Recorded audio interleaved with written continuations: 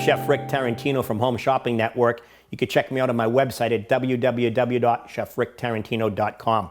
We're going to make a beef stew with tomato sauce for you today, a traditional twist on an old favorite recipe. We're going to start with our basic mirepoix, which is our onions, carrots, and celery.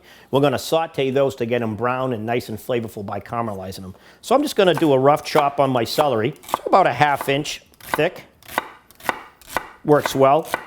The beef stew is kind of rustic, so I don't want it too uniform. Then I'm going to take some of my onion, same thing, about a 1/2 inch thick. That looks nice. Okay, I'm going to do my baby carrots whole, but I'm going to saute all this first in my pan to get it nice and caramelized. Okay, we're going to add in a little olive oil now that our pan is hot. And we'll add in our onions and our celery. That's going to come nice and brown. We're going to add just a little bit of salt and pepper.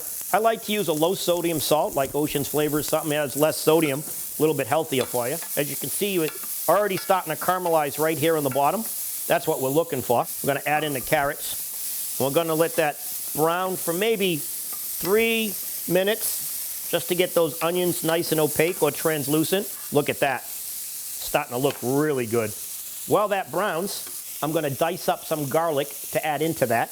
We've got about 4 cloves of garlic. Just going to smash them down and then dice them up. Again, I want a rough cut, not too small and uniform. You notice as I move my knife around, I'm not keeping it straight so that they're all different size cuts, different shapes. Then I'm going to go ahead and add that in. Going to give it a stir. Look at that. That's exactly what we want to happen. See all those brown bits? That's called the font that's forming on the bottom of the pan. That's going to add all kinds of flavor to our beef stew. Okay, next we're going to do our beef or our stew meat. So I've got about a pound and a half of stew meat right here.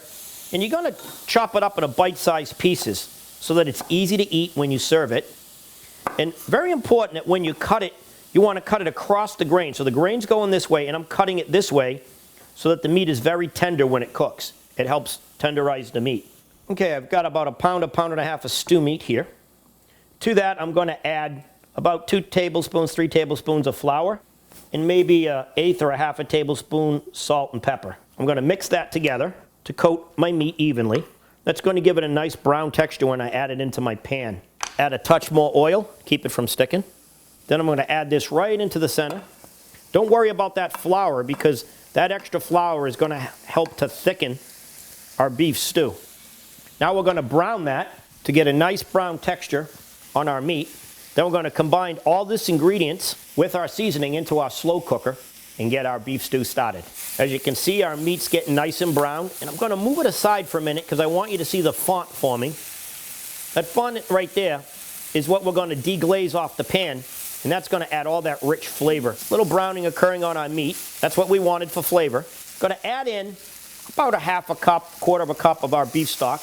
And if you look closely, you'll notice the brown fondant starting to deglaze off the pan. It's going to release from the pan, from the steam, and it's going to form sort of a gravy right there. That's going to be the basis of our beef stew right there. Now we're going to add this into our stock pot. We're going to add 2 tablespoons of oil.